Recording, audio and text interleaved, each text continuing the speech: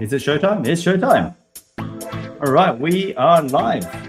Now, where is my intro? Here it is. First one of the year, bit under 8 ball. Okay, welcome back to the All Things Aged Care Weekly Wrap-Up. My name is Anthony Ewan, aged care recruitment expert and host of the Pioneers in Aged Care podcast. If you're looking for a clinical, management or executive position in aged care, or if you want to be on the podcast, just let me know. Next, we have Robert Covino, founder and CEO of Mirus Australia. He led the creation of technologies like Mirus Metrics and Care Minute Manager, and now Mirus Plus, an AI-powered platform uniting software and data to streamline everything from admissions to compliance. Rounding out our hosting crew is Owen Matheson, strategic connector and founder of Mission Critical Group, who works with owners, boards, and executives with a knack for connecting the right people, opportunity, and capital to unlock growth and drive innovation. And our very special guest for today is a highly respected leader with over 25 years of experience in the sector. He has been awarded an Order of Australia Medal and named Aged Care's most influential business leader after a distinguished 20-year career as a senior officer in the Navy. He transitioned his expertise in strategic reform to the front lines of regional healthcare. As the co-founder and CEO of ApolloCare, he pioneered an industry-first technology-driven alliance that now supports how many aged care homes now, Stephen? Because it keeps increasing. Currently 14. 14 not-for-profit communities across Australia. Ladies and gentlemen, please raise the roof for Stephen Becsi. Welcome, Stephen. Technology. Thanks, Anthony. No, look, Happy New Year. We can still say Happy New Year until Australia Day. I think that's the unwritten rule. Yeah. And then after that, it's business as usual. I'm all right. It's still a funny period between now and then. But what's the latest, Stephen? Yeah. Tell us what's happened since happening in the world of ApolloCare. Well, obviously we've just come out of the Christmas New Year break, so things are beginning to heat up again. I think I had over 100 emails yesterday, so I think everyone's coming back to work. The highest of levels, I think everyone is in a watch and wait. Just now we've just come into obviously the new act, and people are beginning to find their feet, and things will begin to hot up again fairly soon. You know, we have organisations trying to understand the new rules. We have the Commission walking and working with us as we all navigate the new process, and as the Commissioner has said, we're at the beginning of a journey right now, and it's a matter of all of us learning and maturing on this particular path with obviously a new focus and more of a focus on our rights. Absolutely. So right back down the salt mine, it sounds like, Stephen. 100 emails in the inbox just to come back fresh off of a couple of weeks off. On a personal note, did you get away with the family anywhere, or did you just have a little bit of a staycation and a little bit of shut-eye during the day, which is definitely not overrated? Yeah, we were sort of having a little bit of a joke about this just before. For me, a very quiet time at home, didn't do much at all. If I was 3 decades younger, that would not be a good Christmas break. But for me, doing much of nothing and just relaxing, and a little bit of fishing on the beach is all I did, and that hit the spot. Well, you don't want to have a holiday to recover from a holiday, Stephen. So maybe well played. But the fishing, tell us about that. Are you a keen fisher? Look, I do a lot of fishing. Did a lot of fishing recently. I haven't had much time to do much at all. But look, I'm very fortunate. I live about 100 metres from a beach in Western Australia, down in Warnbros, just south of Perth. So took the rod, tried a different bait. I don't know if anyone does fish or not, but for the very first time I used chicken giblets. I don't know if anyone knows what a giblet is, but I used some chicken giblets, and I've got to say the results were amazing within the first half an hour off the beach. Flathead, bream, herring, you name it, 5 different varieties of fish. I couldn't catch them fast enough. They were all just coming in. So, yeah, it was something nice to do. Amazing. So would you usually catch less than that, or is that a really good spot that you just happen to be No, at? less. This is a very popular beach that during the day you have hundreds of people swimming. It's very safe, very sandy, and to the first cast, catch a big flathead off a popular swimming beach full of sand. I just freakish, and then silver bream and herring, as I said, just one of those wonderful evenings where there was a lot to catch and the bait wasn't coming off the hook, so it was really I easy. love that when that doesn't happen. So you keep that secret. That's the fishing chicken giblets. That's away. Yeah, We got a George Magellis is saying hello. Yes. You know George, Stephen? Yes. No, George. Yeah. Well, he's hopefully he jumps in later. And He I just might want to join us. apologize. Want to apologize up front. I'm going to be wiping the sweat off me like every 2 seconds because some of you may know I've moved to sunny Queensland and it's humid as anything. And I've set up office in a room that has no air conditioning and no fans or anything. So I've got to set that up. But I am dripping. Yep, the dry heat is over from WA. Yeah, we have to climatize for after. I think Rob might have caught a bit of sun as well in sunny Queensland. We're coming from the Sunshine Coast, the beautiful Mooloolaba, which only took me about 2 years to pronounce that. But it's a gorgeous part of the world. And yes, tried a little bit of fishing, but without your luck, Stephen, more just bottom dwellers and soda cans. So, yep, it's, keep those spots. Keep the dream alive, Rob. Hey, so Stephen, some may know, but we're reaching a new audience all the time. Apollo Care, that's not you're not a traditional residential aged care provider. You do things differently. Like, yes. Give us a high level overview of Apollo Care. The highest level. Apollo Care is a hybrid organisation. There is a part of the organisation that is a private company, and it provides capital, and it can provide capital and obviously cheap capital.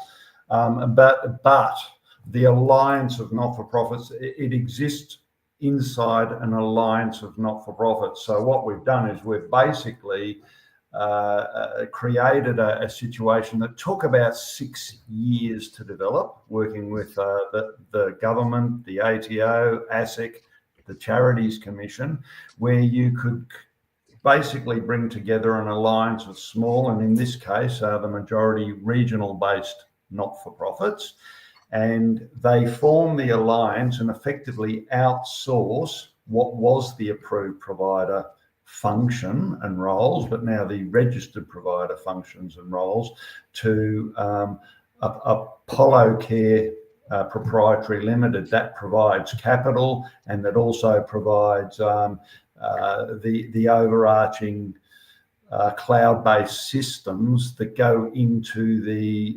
individual not-for-profits. So each of the communities that have joined the alliance keep their not-for-profit status as an operating company. All the staff remain inside the not-for-profits, but what the not-for-profits do is come under this wider umbrella of policies and the ability to get access to capital for the purposes of upgrades to buildings, obviously the injection of cloud-based systems into their individual little communities that in their own right as an individual organisation, they would not have the wherewithal, the capital or the access to that level of knowledge, experience, and systems. So that's what it's a great. Yeah. Well, how would a not-for-profit generally? Because now that the for-profits can raise capital, and you found a little, I guess I'm not going to say cheat code. What's a better word for cheat code? But because you're doing it all legally, of course. But how would a typical, regional not-for-profit AHK provider raise capital in the way you? Okay. Not for profit land versus for profit land. Not for profits, obviously, they don't have shareholders; they're just members, and all the surpluses remain inside the organisation. They're not distributed to shareholders. But not for profits don't have the ability to raise capital like a private company. So what happens is, if you want to expand, or if you want to do greenfield or invest, if you don't have all the cash sitting in your bank account and you're not making profits, you need to borrow from a bank. So that's how you get access to funds, being a not-for-profit in this country. So there is money going out of the system. It's going to banks at whatever the interest rates are. Private operators have the ability to raise capital, so therefore they don't need to borrow from a bank, but you may have to pay a dividend back to a shareholder. Ta-da! Call the shareholder a bank. They're actually the same thing. They might have different interpretations out there in, business land about, not-for-profits versus for-profits, positives and benefits of both. But at the end of the day, money is not free. You either borrow it and you pay interest, or you raise capital and you pay a dividend to a shareholder. So that's the difference between the two. So in this particular scenario, you have struggling, and I will say, and let me talk about very quickly the history. We've had 3 phases of organisations that have joined our alliance. The first bunch of facilities were facilities that were in sanction. If you're in sanction, you are generally in trouble because you've got to pour more funds and resources into fixing yourself up. And you may have got into that problem because you didn't have the funds in the first place. So you have to either shut down, or you go to another organisation and be taken over. If that happens, what happens is your constitution goes, all your objects go, your legacy goes, and you adopt the new board and the constitution of that new organisation that took you over. So that was the first phase of facilities. We then had a second phase of facilities that joined us, which were not in sanction, but were in financial distress. They joined the organisation. And then we've had this third round of organisations join, which were organisations that have been operating well, not in sanction, they're doing okay, but with all the new governance requirements associated with the new act, having, stronger boards, having, not just owners, example, on the boards, etc., and all the compliance, they're saying this is getting too hard for us in this little town. We don't have the bandwidth to get the right people and get all these systems. So although Healthy saw that there is a change with the restructure in the sector that's happening right now, and decided it was time to look at whether or not you got out of the business, whether or not you were acquired, or whether or not you went down this particular path, which is keep your constitution, keep your objects, join the alliance, have the ability to get access to capital, and also have,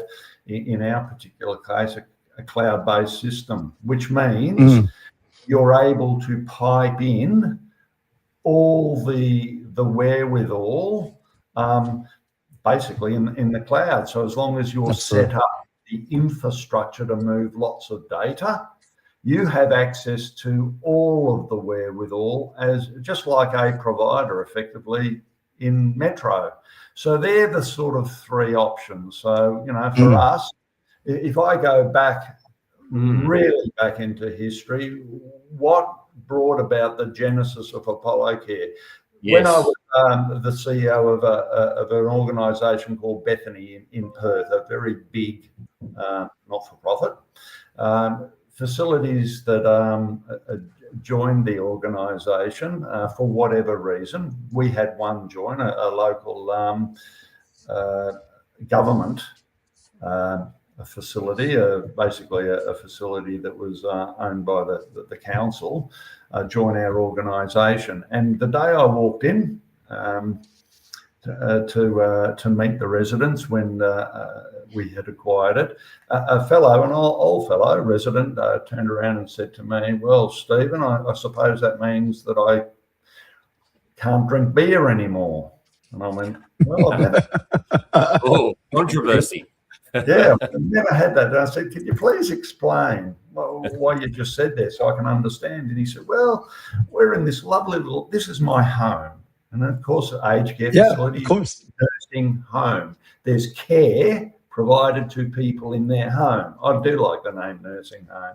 You've come into my home, you've taken it over, and your organisation, in this case, this is what he said, so I can say, church-based organisations, you don't believe in alcohol, and I like to have a beer, so I can't drink anymore in my home. And I said, "Well, how about if I've got permission, I take you to the pub if I can on a Friday afternoon. I'll show you a beer.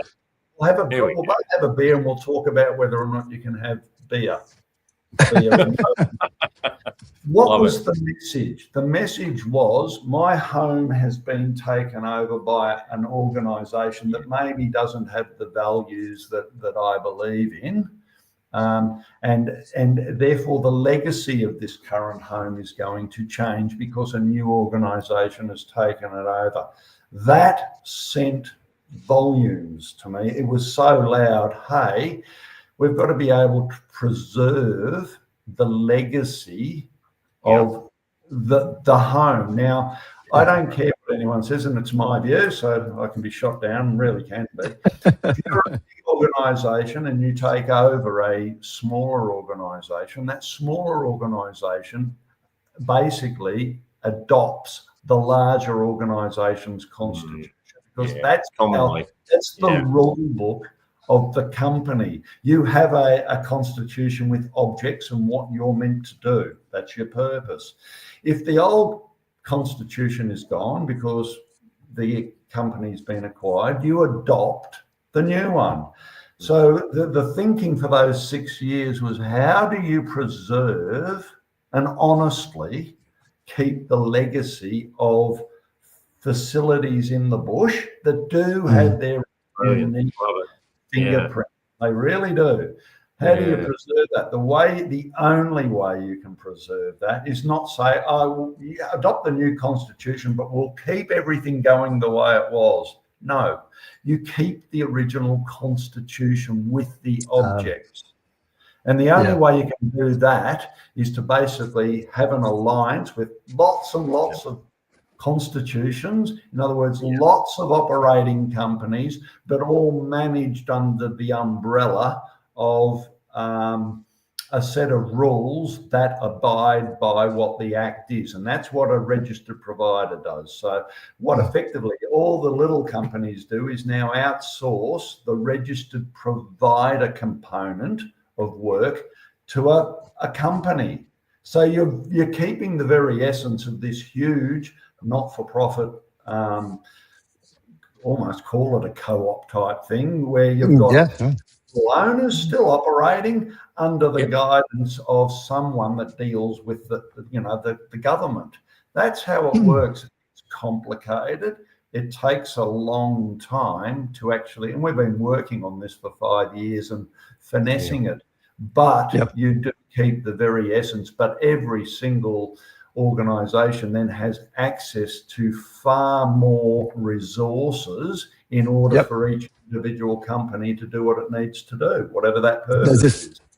There's efficiency gains, right, Stephen? And you've always been an efficiency-focused CEO. Even I think going back to your Navy days as well. I was telling the guys earlier about one of the projects you had on with the psychologist, which I found this like quite fascinating, and the behavioral study on how we change behaviors and operations, and what you're driving. And my background was shared services when I was in the Big Four, so before getting into that aged care side of it, but we don't look at this through the lens as much through the behavioral adoption as we do as much about setting up an offshore center or centralizing a managed service function to provide the ability for the businesses to scale. But the human effect is what I loved about what you did in the Navy about changing the awareness of cost consciousness, or a value center of what the cohorts of the organization effectively rate each other as well as you rate yourself. But behind it, it's really about driving some of the changes through that awareness or cognitive dissonance that we experience. And you then invoke a fight or flight. If you're not going to conform and move with the efficiency or the value or behavior that the organization is trying to adopt, it becomes very clear about how the organization, your peer group, are evaluating your behavior versus your self-awareness of that. I want to, maybe just share that. That story to me is one that I still reflect on about a lot of the business processes and also the behaviors you receive from staff, from people. Because at the end of the day, that's who we are at the core of these businesses until Rob, AGI. You listen extremely well. There was a lot in what you just said there. First of all, it is about scale. It's interesting if you look at Stuart Brown's benchmarking. If you look at the overheads, the overhead per bed per day. If you're a really small organisation but you are viable and sustainable, you actually can control those costs. Then there's this chunk of between about 7 and 14 facilities, and we're just in that, or 15 facilities, where the overheads per resident per day are high. And then there are some reasons why that is. But then after 15 facilities and you begin to scale, it's like Woolies and Coles, the cost per resident per day drops dramatically over that size, because you do get significant economies of scale. So scale is really important, and that's something that we're just in this phase where we're just now at the top end of where it's quite expensive. But scale is important, but it is about efficiency, and it's about making everything work. If you can make it all work, you get an organisation or a facility that is in balance, and then you can extract the most benefit for every dollar that the taxpayer spends. And we're talking aged care, so I'll say it that way. Yep. I'm a balanced scorecard, a 101 person. So it's all about the real picture. So for me, it's all, what are the things that you've got to look at if you're sitting back in your ivory tower looking down on everything? You've got to look at your customer and what your customer wants. That's one bit of the 4. You've got to look at all your systems and processes. You tell me a company that does not have systems and processes in the world, and if you can show me a company, I'll then be convinced that you don't need systems and processes. The third part of an organisation is your staff. If you are an organisation, you have staff, and therefore your staff, your culture has got to be spot on, because if you get that right, a lot of your problems go away. And then, of course, the fourth one is finances. If you don't make a surplus, you're out of business. So you must get all 4 in balance. Now, if we look at all 4, I basically understanding that view of the world, and that's the way I perceive organisations, those 4 things. I basically have one behaviour that represents each one of those things, and I can then capture through data, through SaaS systems, because that's technology today. If you get the right information, you can capture data in each one of them. So for my first one on customers, we have put our residents or customers first. So if you're just residential aged care, it's residents. If you're, you're supported home or Yep. it's customers. So or clients. So you put your residents first, and we've got to then be able to capture how you do that. And you can capture that through, the surveys that we get from the Commonwealth when they come back and give us, what are our 13 residents at this one site said in the last. So you can get information for that, or you can get your own surveys or whatever. In relation to systems and processes, we certainly have a lot of data on that. The Commission provides us with a lot of data besides our own internal data on how well your systems and processes are working. In relation to, and for us, that's quality and safety in everything we do. That's the behaviour associated with that second view. The third view, your staff. We have a behaviour called work together, achieve together. We capture whether or not our staff are working together to achieve together through some SaaS software that captures our leadership and our staff's ability to work right. And then we have this for financials. Boy, there's an encyclopedia load of different financials, be it agency, be it direct cost, direct care revenues, be it occupancy. It doesn't matter. We've got about 7 of those things that we capture. So if you get all of these right, you're in sync and you are maximizing everything. I would say, and everyone could then say, well, is one more important than the other? For me, and most people will say that, your customer is, the absolute focus. So you've got everything right to make certain that you're looking after your customer. Richard Branson always says, and he has said, it's all about staff. It's all about culture. Give me a brand new plane and but have bad flight attendants on it. You walk on as a passenger, it might be a great plane, but if you're treated with disrespect, you're not going to fly again. If you have a used plane but well maintained, but you go onto that plane as a passenger and you are treated with respect. Hello, sir. Hello, ma'am. Here's your seat. Is there anything I can get you? Blah, blah. You will fly again. So that's the staff. So for me, get that right.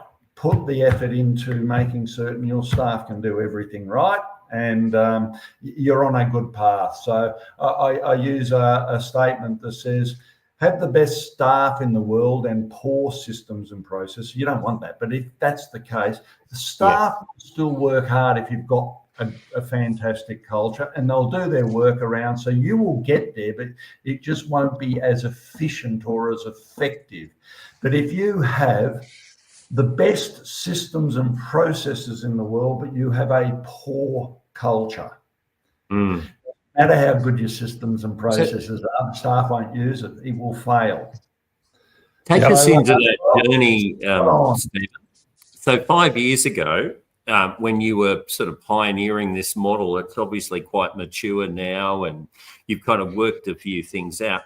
But what were the critical barriers to getting, to be able to move the program along? Obviously, you started with people, but what did you learn along the way about people and culture and systems, and how quickly they can break, and how you build in either resilience or just a bit more of the journey of the case study of before and after for those out there that know, are on the operating journey. Apollo. From the insights. Okay, I'll do a few home truths here, and it doesn't matter that I do, because it is the truth. When the idea was formed about Apollo Care, how did that happen? I had a discussion with the person who's now the chairman of Apollo Care. Name is John Young. John Young's a Harvard graduate, a capital man, a genius, a very smart thinker. And he helped create Patrick's Corporation. So we had basically this big structural reform happen on the wharves in Australia a few decades ago. John Young was the architect of it, and he's a brilliant man. He's a deregulation expert. So in 2000, we'd love to have John on the show. That's Chris Corrigan, obviously, and yes, a major reformer. John Young is the man behind Chris Corrigan. Okay? Right. Got it. I met him in 2013, and we had a bit of a discussion one evening. And he asked about, what I was doing, where I've been, and blah blah blah blah blah. And I did the fatal error of not researching who I was speaking with. So I didn't know this background that John was involved with, being an expert in deregulation, the capital markets, and all the rest of it. And I made a statement to him, and the statement went something like, aged care is hard work, and something's going to have to change, because back then we'd just gone through Living Longer, Living Better, and the Productivity Commission report. Right. And what they were saying was that in the future, the government will not be able to afford aged care because of the boomers that we're going to go through in a decade's time. So there's going to need to be structural reform. So we're going to have to look at what we do with supply and pricing, etc. So there's going to have to be some form of deregulation of a very structured, regulated sector. Didn't hear from him for about a year. He went away and came back and then said, you know what, Stephen, you're absolutely right. In order to afford aged care in the future, with the lowering number of taxpayers and the increasing demand and burden of an aging population, there's going to have to be some form of deregulation. So, you go back to the 50s, you had milk bars everywhere. You didn't have your Coles and Woolies. And what you've now got is this big structural reform that happened to allow where we are today in aged care. What have we seen? We've seen last year supply deregulate. The government now doesn't allocate beds. You can build wherever you want. That's a freeing up of the market.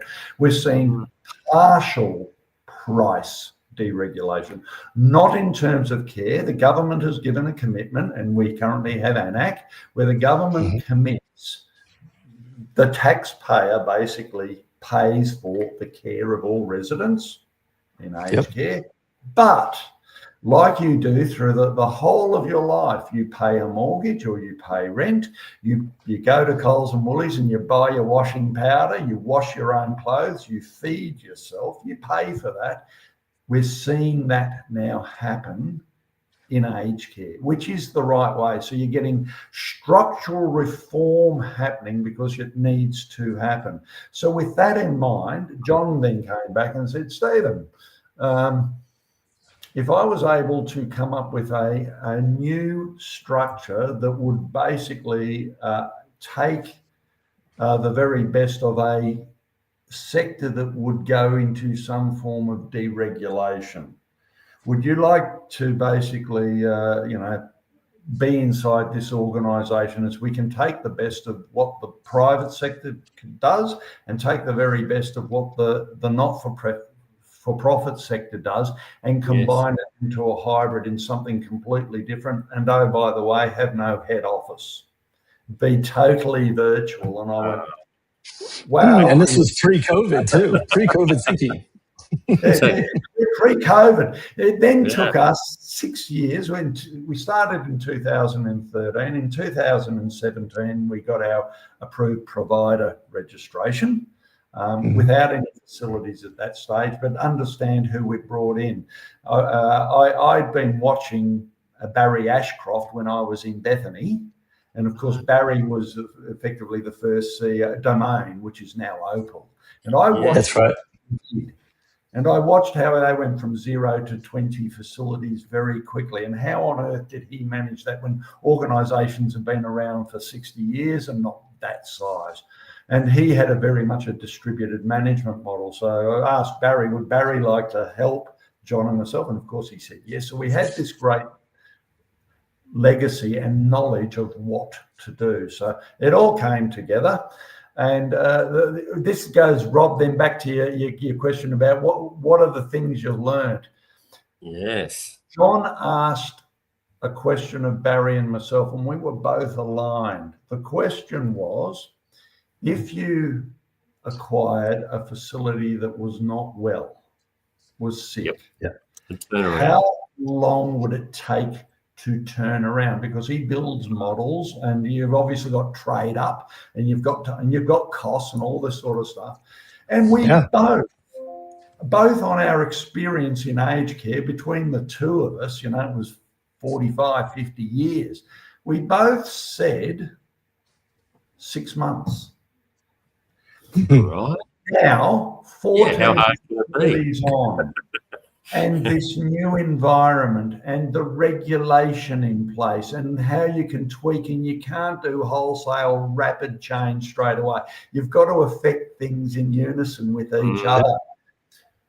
Anyone that can turn around a facility that is not well into a mature facility, with first or second quartile EBIT results and full accreditation, no less than 18 months. That's no less. Yeah. 18 months to 24 months. So Barry and I got it wrong. Now, the reason we got it wrong is the world has moved on. There is more regulation in place, even though we're going into a deregulated market. As I said, supply. We're not controlled now where you can build anywhere you want, where the market demands it. And, as I said, pricing is freeing up, which is a good thing. But there are still significant controls around the quality of care. We all know that, so I don't even need to talk about it. We have a new act. We have all the new standards and all what's below that. It takes a very long time to change from a not well-running facility to a second or first quartile facility. It takes a long time. What surprised you the most in that elongation of time? 6 months is very ambitious, whereas 18 to 24 months is more realistic. What were you surprised by that took so much longer? If you were humans are complex. Yeah. I mean, this is great. This is like a masterclass in turnaround, how you take a sick organisation and, realise its potential. Yeah, okay. Look, everyone here, you would all know what a PMO is. Yes. Yep. Okay. A lot of people don't know what a PMO is. A project management office. Anthony, a PMO, if you're in a mature sector that runs big projects of mining, engineering, anything like that, defence, you have a thing called a PMO, a project management office. You have experts managing the hundreds of different activities that are going on simultaneously as you're beginning to change something or build something new. It's called a PMO. Stephen, it originated in the military, didn't it? The PMO. Correct. Yeah, PMO originated in the military, and now there's you get qualified effectively in running these things. It's a real thing, like being a nurse. You've got to do certain things to be a nurse or a doctor.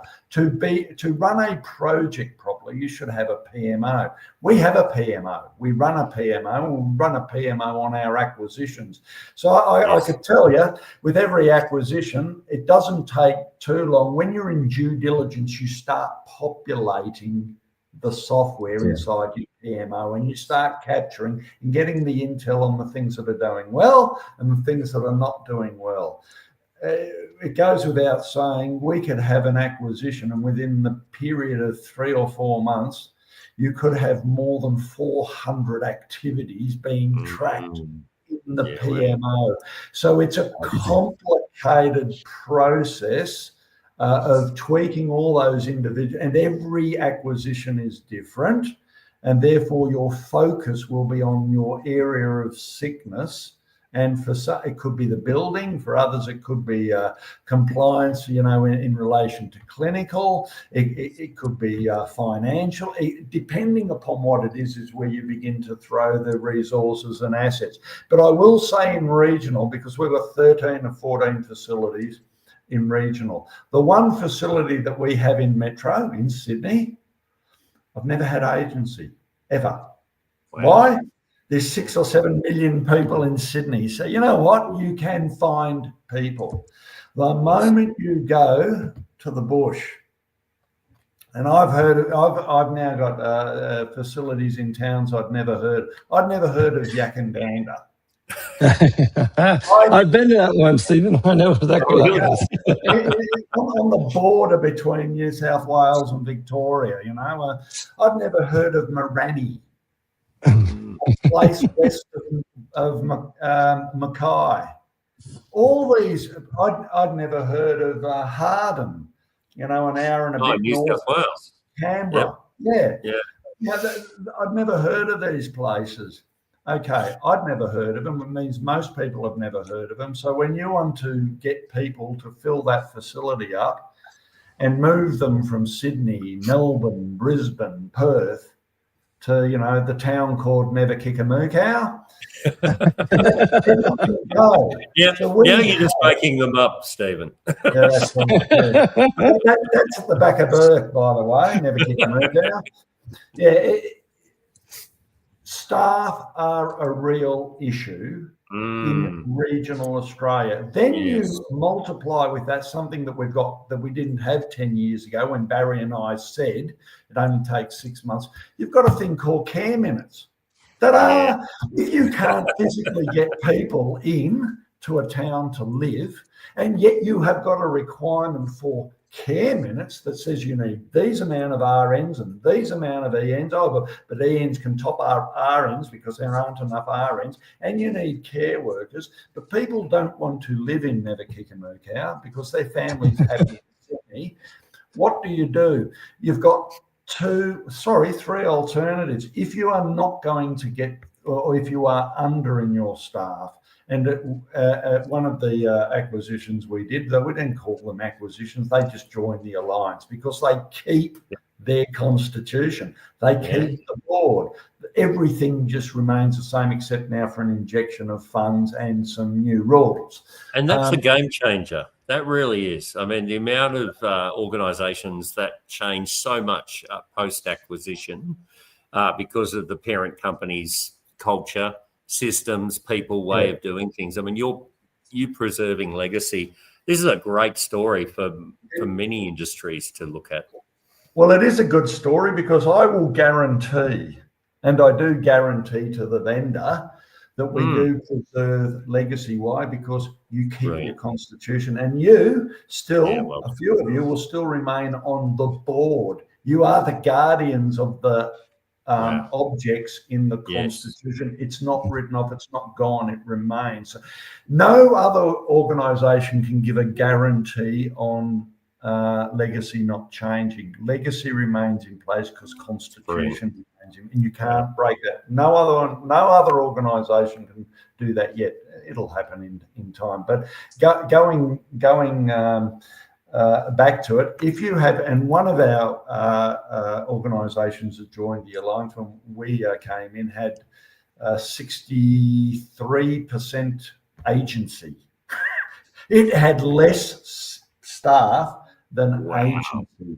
So real problems. And of course, we know ANAC does not cover the on-cost of agency. It only covers the cost of staff. So you are in trouble financially. Besides the fact that if you have agency, those agency people, good people, but they don't know residents like staff do, because staff are there every day. Agency blow in and blow out. So to get staff is a fundamental. So you've got 3 choices.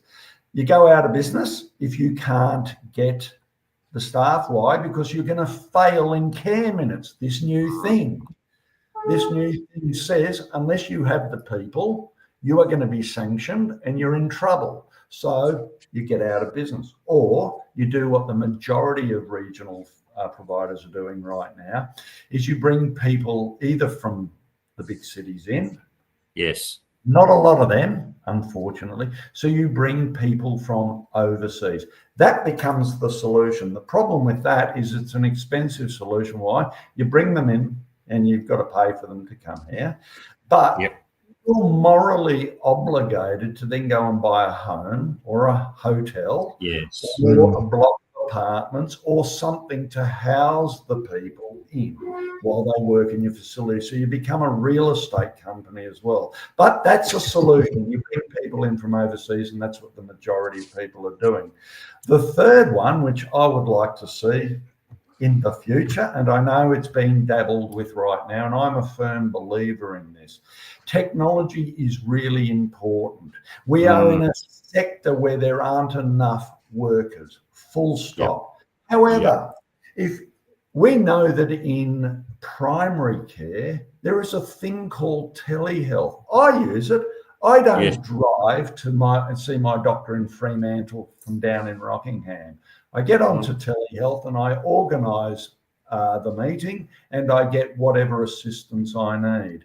I know with the software that's in place and with the things that you can have a care worker or an EN, walking around with their trolleys in a home, that an RN sitting at home in Sydney could absolutely provide the services to the resident in Never through telehealth. So in time, if ever there was a big change to happen, let's get telehealth into aged care facilities where it counts towards care minutes. Because if you did that, the supply of people that would like to be able to work at night while the kids are asleep and provide services for the benefits of elderly Australians, but still be at home. So we need something. If that happened, by goodness, would this sector, by embracing technology, by changing some of the rules, I think you're going to find the ability to accelerate sick facilities and bring them around and get more facilities operating really well would be enabled. But that's my view. I'm certain there are people. I think we need So while we're still on the topic of workforce issues being a main issue, I did promise some people I'd give them a shout out because believe it or not, I am not just the aged care podcast guy. I made a post recently thanking a few clients for entrusting me with a few roles. And I put this post up and I said, hey, if you share this and comment on it, etc., then I'll give you a shout out. So 9 people, I do need to give a shout out right now. So I want to give a shout out to Alexandra Savasilis Fall. Pretty sure I pronounced that right. Shout out to Kelvin Neve, the CEO of Doherty Apartments. Recently won the Leader of the Year award. Oh, yes. Raise the roof. Julie, raising the roof. Julie Hogarth Williams. Going with Stephen Ashworth. Dimitri Seniors Stepanov. Channel N. Yep. IT Integrity at Stephen Ashworth. We've got Dimitri Stepanov. Libby Hema Lewis. We love Libby. Libby. Kim Davis, a big fan of hers. Yes, as well. we love Kim, and Kim's already commented today. Yeah, Kate Wago or Wago. I've asked her how to pronounce that before, and I've already forgotten. I'm sorry, Kate. And Kylie White. So thank you so much, guys, for reposting that. So I do recruitment as well, not just podcasts, but the podcast certainly helps. And I've also got a question that I promised I would ask. Both Stephen and Rob, if you could weigh in on this. So I've got a question from Hassan Shoaib. And his question is, I'll put it up there. Providers are expected to develop their own policies, procedures, and staff training based on the national principles of child safe organizations and child safe framework. Does anyone have experience, information, or ideas on this? And my question is, what's this got to do with aged care? What is this child safe thing? Ah, nothing Who wants like to a take that, curly Stephen, or Rob? curveball, Stephen. How do you feel about it? Look, that one is a bit of a look.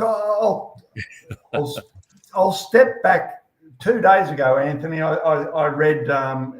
We've got a chat group there, and this particular question came up in a chat group in WhatsApp that you're running, where they were asking this particular issue. So obviously, the reablement group. Yeah.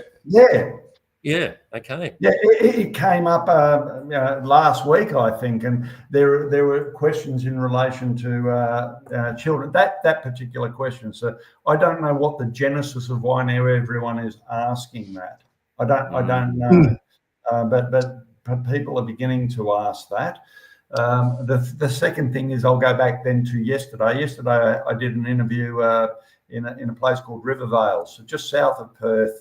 Anthony, it went for about an hour, and there was a question was put forward around, we've got the changing name of the department. It was basically it was aged care, and then it was health and aged care, and now it's health, aged care, and disability. So is there this grand plan that eventually health and aged care and disabilities and childcare and NDIS all coming together under a super or not? My response to that was, and this is you can only speak from your own reference. You can only speak from your view of the world. When I was in my previous organisation, we had a hospital, a private hospital in Perth called Bethesda, and we had a bunch of nursing homes, and we had home care and all. And what I learned running that organisation was that the way you run a hospital is not the same way as you run residential aged care. In a hospital, if you own the hospital, you are a landlord because the consultants and specialists run the business, and your ability to receive a rent is based on whether or not you get throughput in your operating theatres. That's your utilisation. That's what I learned when we had Bethesda. That language is not the language you use in a residential aged care facility at all.